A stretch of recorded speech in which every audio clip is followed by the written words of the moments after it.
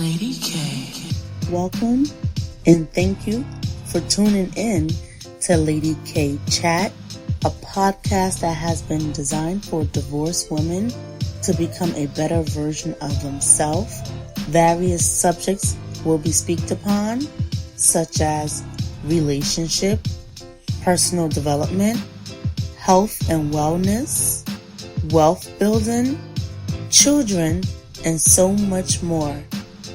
The shows will be aired every Tuesday and Thursday at 6 p.m. Eastern Standard Time by the lovely host, who is an international speaker, two-time Amazon bestseller author, and a divorce life coach, Kalima, aka Lady K. And now for your host, Lady K. Hello, everyone, and thank you for tuning in today's episode of Yes, I'm That Mom. And I have the pleasure today of inviting someone on this platform who can help me give the ladies some type of encouragement and movement to let them know that they are not alone when they transition from going from a two-parent household to a one-parent household. And if I'm saying it right, you say Chari, right? Chari, Twitter, Hawkins, correct? Chari, Twitty, Hawkins. Yes, and she is the owner and the CEO of, Chari's Inspiration Creation, correct? Chari T's Inspirational Creations. Yes. Thank you, Chari, for coming on today. I think I really appreciate it because I've been following you on social media and I just love, how you just cater to the moms and just give the moms ideas and, how they can, do little things like I know the latest thing that you shared was how to get your kids, back to school and do that transition. And, that's the little nuggets that you drop. I just really love it. And if you can just give my audience some type of advice, anything that you can give the moms to let them know that, pretty much you're not alone. They have the support and there are other moms out there doing it as well. Yes, ma'am. Of course. Motherhood can feel lonely. I don't know about you, but right. Me, myself, sometimes when I don't follow my own advice, sometimes we don't do that. Correct. I start to feel like I'm by myself with my 3 kids here, but I'm not divorced myself, but my mother was. She raised us for a while, and there was 4 of us in the house, my twin sisters, myself, and my little brother. Wow. And I know it was difficult for her, and I have a lot of respect for her, but she was able to do it. She was able to, God blessed her with a male father figure for my brother. I remember he was a police officer. And we don't live in that city. We were in Waco. We don't live in that city anymore, but they were mentioning him a while ago. And I was like, wow, he still has an impact on my brother's life, even though he's grown and graduated college and everything. Wow. But she created a village. We were in different organizations and excuse me, I was in the Arcanettes. My sisters were, I was in Jack and Jill, the Girl Scouts. My mama had us busy. You heard me? We were not getting in trouble at all because we were so busy. And she built relationships with the parents. Like she would sometimes be a chaperone or different things like that. And she got to know people and in that way created a village for us. And so me as a mother now, I realize why she did that. She was very intentional about keeping us involved, about having a positive male role model for my brother, about having positive female role models because the Arcanettes is a female. It's like the little sisters to the Zetas. Correct. Zeta Phi Beta. And then Jack and Jill, that's like the little sisters and little brothers to the AKAs. And so, and for those who don't know, those are college sorority and fraternities, but she was very intentional about that. And I really admire her about that. I'm like, wow, my twins are 9 and I have a 5-year-old. And so my daughter, she's in Girl Scouts now. And my 5-year-old, he isn't in anything just yet, but we're working on that. My 9-year-old son, he was in Taekwondo. He loves it. We got to get him back in it. But that's something my husband would take him and he started creating a community. He started to get to know what they call the senseis and again, positive role models for Jeremiah. That's my son. So that's amazing. Yeah. So when you are doing something by yourself, it's very important to know that you have a community of support. You're going to feel like, I talk about this very often, that traditionally we saw our grandmothers, our mothers, what it seemed like do it all by themselves. Yes. But we don't know how stressed out they were. We don't know how sometimes that made them physically sick. But if we think back to it, we will see that they were very often stressed out. And that's because they were trying to do it all by themselves. But you don't have to. God created all these amazing people with different gifts to help you. So if you do not have those type of people in your community, in your circle, then pray and ask God to help you to open up. Not just to get those people, but to open up. Because God may have those people in your life trying to help. Right. Trying to help babysit, trying to help, be a role model for your kids. But you're like, nah, I got it. So you need to pray for that open heart. That's what I would say is the first step. And that helped me to say, okay, stop living from your pride and your ego and saying, yes. I'm super mom and I can do it all. Yes. And we do it. And you know what, too? I think sometimes it's just, this is just me personally how I feel. I think sometimes it's just a fear that we feel like, nobody's going to do it like us. And, Right. and this is why we don't want no one else to do it.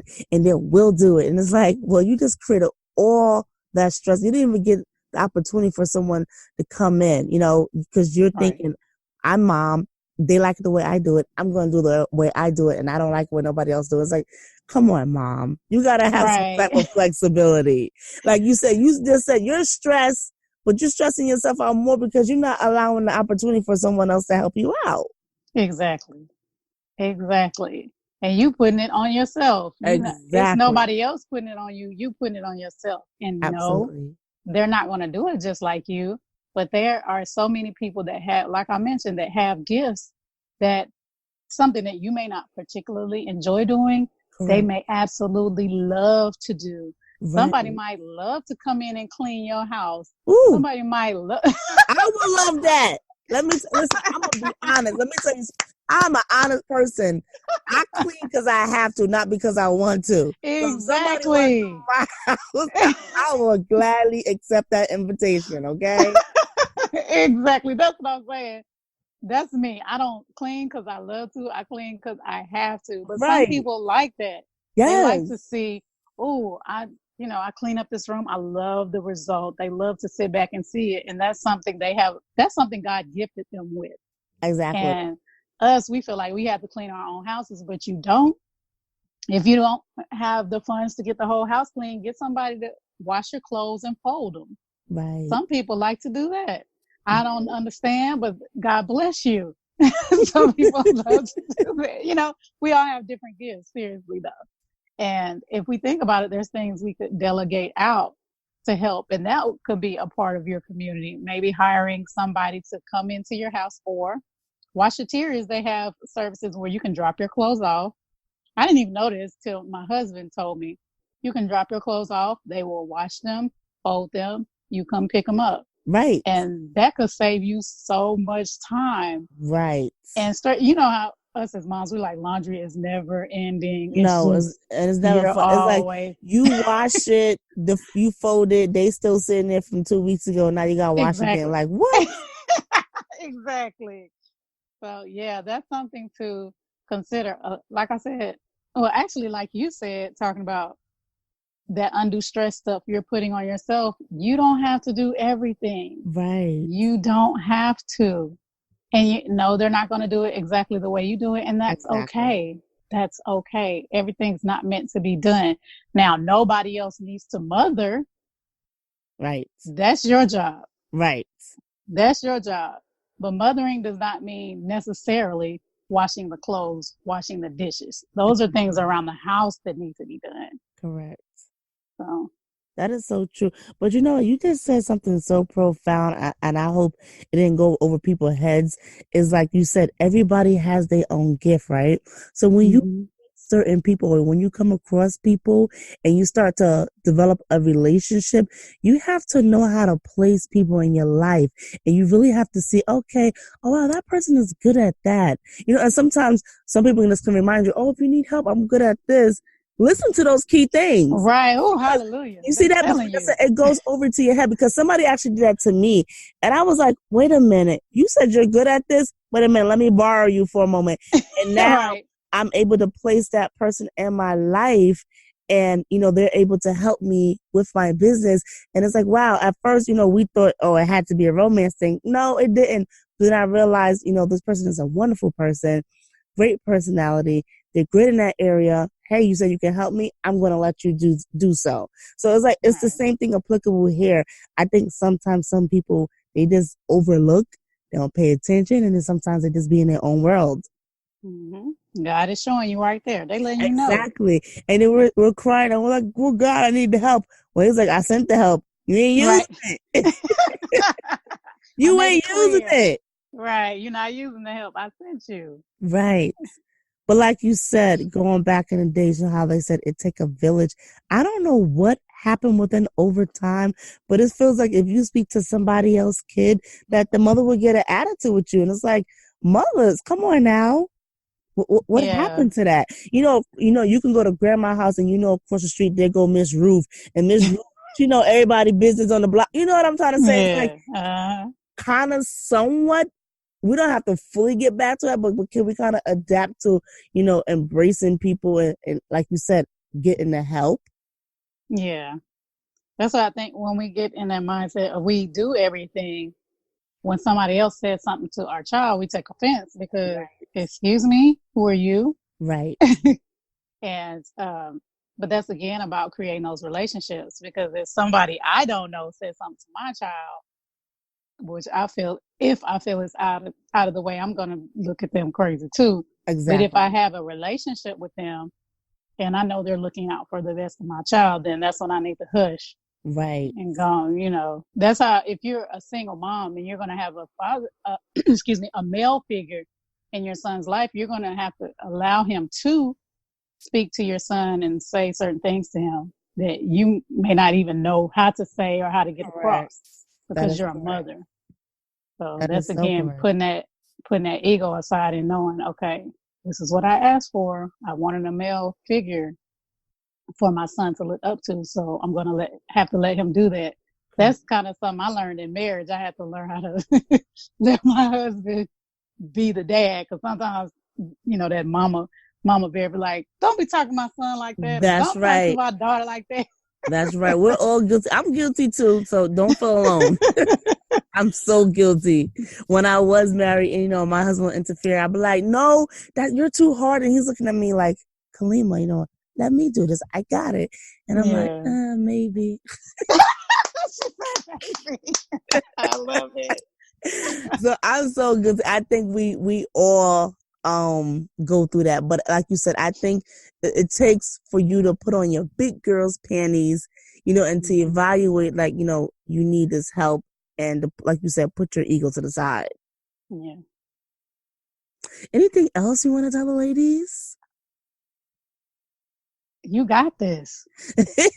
Yes. You got this. You may feel like you don't. I've been doing a lot of research on mothers, of course, and personal development. And just something to consider is there may be things you're dealing with and you don't know where the source is coming from.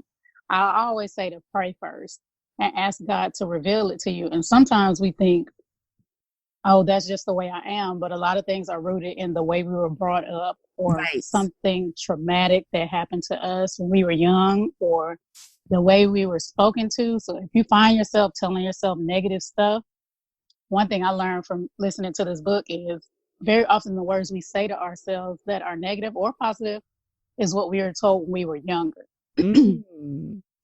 So think about if the things you're telling yourself are what people said to you when they were making fun of you, or negative things your parents or your grandparents or whoever said to you. And when you recognize those, write them down. It may be painful, but after that, cross it out and write down the opposite. Right.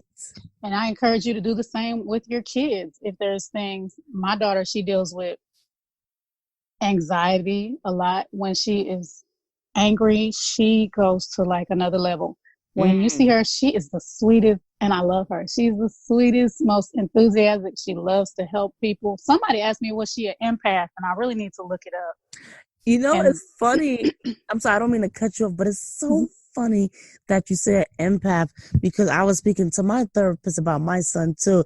And from what you were saying about your daughter, they have a little similarity. Like, he can be so sweet, but then that other side come out, be like, boy, who you belong to? So, yeah. and, you know, it was talking about energy, and I know that I am. And she said, well, you know what? Your son may be. And, you know, I did, like you said, I did some research, and I'm like, yes, that's exactly what it is. Like he feels people's energy. He especially feel mine. Like, we have that nice little bond and everything. So, you know, he knows I'm mommy, so he can connect with mommy.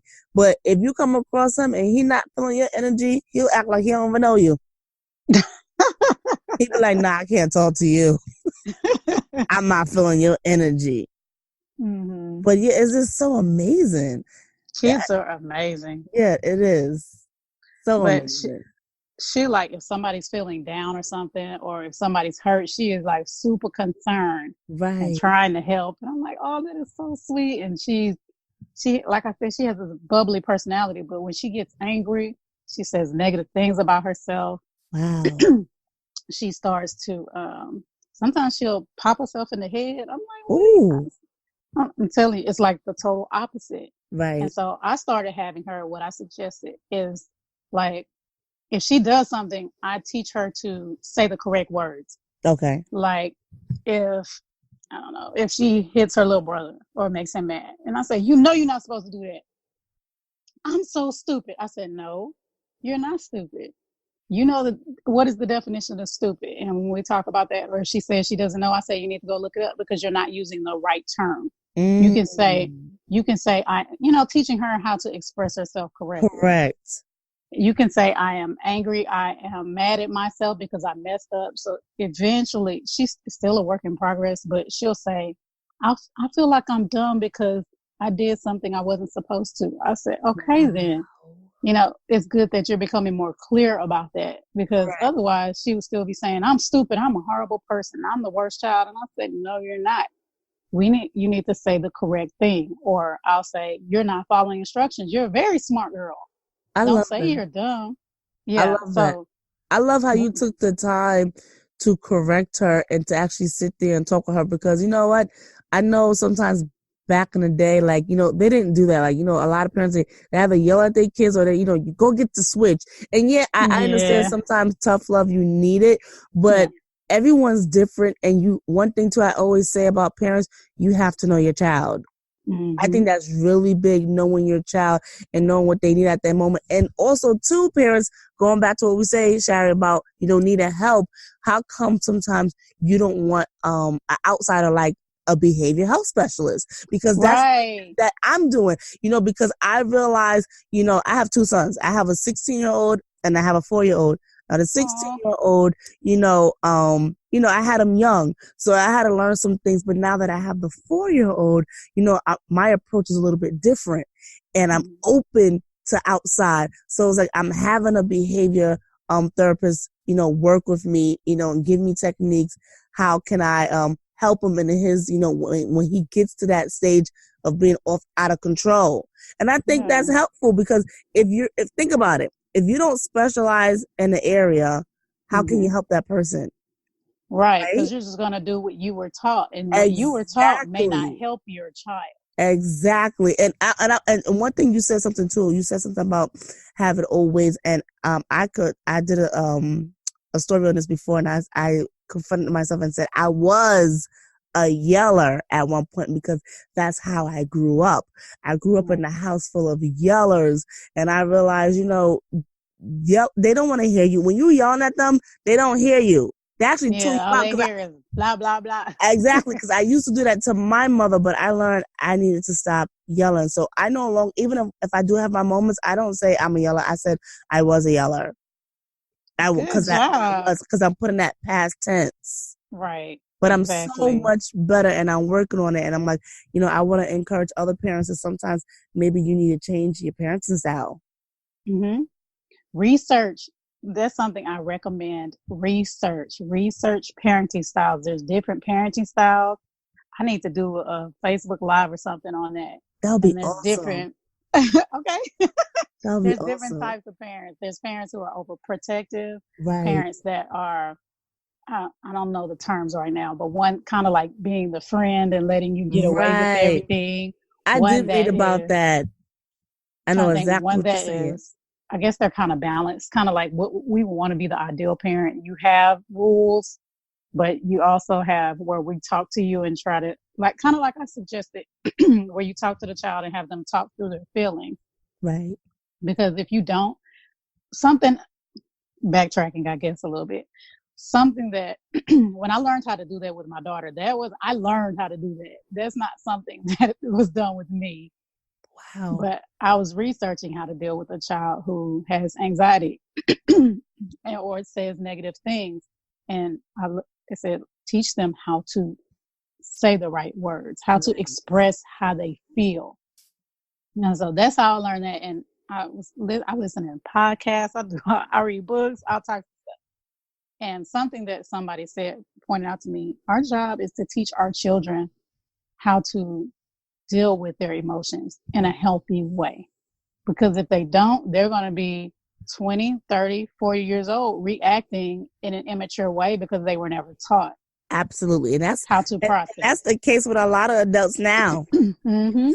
And I've been like, Jesus, somebody helped you. Yeah, but they weren't taught. They were not taught how to.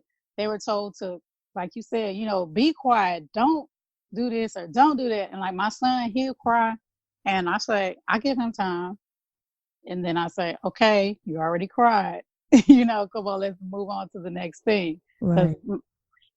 Excuse me. He was diagnosed with ADHD. I don't really like that term, but I researched the symptoms and how to deal. And one of those things is they can be overly emotional. Right. Or if you hit your foot, and a normal person might cry and be like, oh, this hurt. And then, they calm down, they're okay. He will scream and holler and, oh, my foot. And I've experienced this. This is what he does. So that's why I allow him the time to cry. I allow him longer than I would allow maybe my daughter or my youngest son. And then I'm like, does it still hurt? Yeah, a little bit. Okay, you need to calm down. You need to breathe in and out, help him calm down. And I'm like, you already cried about it, but I don't stop crying. I'd be like, you a boy, stop crying. I don't do that. I don't like that because then they grow up. We complain. Yeah, I don't like that when either. We're dating or when we're married. Our husbands, they're emotionalists. They don't know how to explain. They don't know how to explain their emotions or express their emotions. We raise them that way. Right. We raise them that way. I don't want him to be a crybaby, but I want him to know how to express them and then say, okay. Just like I recommend with moms, it's okay to cry, mama. Right. It's okay. I did a live on that. I did a live. I said, it's okay. Because I remember one day I cried in front of and I never did this before. I cried in front of my children. And my oldest said to me, Mom, what's wrong? And I said, Mommy's just a little bit sad. And he was like, okay. And then the little one, he saw my energy too. And usually sometimes he'll give me a hard time. But that moment, he was very delicate towards me. And he just made it so easy for me. I'm like, see, it's okay. Your children need to see this. Because I was taught that you don't do that in front of your kids. And it's like, and I thought about it as an adult, well, why not? Yeah. Why not? Again, you're teaching why not your show kids. them that? Right. That's what we have to, as parents, we really have to be thinking. Because, I understand, I guess, you want your kids to, I'm going to say think. No, you are strong, but you're going to have moments of strength and weakness. And anything that you do, I know you may have good intentions to never cry in front of your kids, to never show weakness, but they're going to have those emotions too. How do you want them to process those? That's something you really have to think about. And I've cried in front of my kids too. I tell them I need some mommy time. Mommy's in there crying. And my daughter, I tell you, she is so sweet. Shh, y'all be quiet. Mommy has a headache or, whatever it is that I tell them. It's just so sweet. That's so sweet. Yeah, that's important. Healthy, and we're talking about mental health and all of that. Right. We have to show our kids that it is okay to cry and then show them how to deal with it. Because if we cry and then we get up and we start yelling at them, they're going to be like, okay. Right. I don't either. They're gonna say that's how I'm going to be, or I'm never going to cry because I don't want to ever yell at my kids. Correct. So you have to think about that as a mother. Motherhood is something else. It is. It's like you gotta have that balance. Which is, I know it's hard for many of us, but it's like, I'm trying. You know, you like you said, you try to, let you have the emotions. You try to say, okay, don't play with me. I'm not playing with you right now. Yeah. You have it all. So, and they know too because they feel your energy. Mm-hmm. Your children know. Mm-hmm. But I thank you for that. It just confirms I'm not the only one. See, ladies and gentlemen, we're not the only one. And this is why I do what I do. I just want to let everybody know that you are not alone. We all go through it. We all go through it. And I appreciate you sharing, your your expertise and and that's our experience. So I thank you so much. So if the people wanted to follow you, Chari, how can they get a hold of you? My website is cicinspireme.com. You can find me on Instagram and Twitter at cicinspireme. And my Facebook is long. I need to change it. The name right now is Chari Twitty Hawkins of Charity's Inspirational Creations. But I've been praying about making some changes with stuff. So okay. Yeah. Okay. It's gonna come. It's gonna come. Yeah. It's gonna come. And you know what? It's gonna come suddenly one day. You're gonna be like, oh, I got it. Boom. Yep. Yes. Because that's how God works. Yep. That is how it works. But I thank you. I thank you for coming on today. Again, I thank you for dropping your knowledge. And everyone, continue to follow me on Facebook and on Instagram at Lady K Chat and on my website at www.ladykcoaching.com. And if you have any questions, you can leave it in the comment or you can inbox me. And I just want to thank Chari so much again for coming on my platform and just giving you mom's advice. And you guys have a great night. Thank you. Lady K.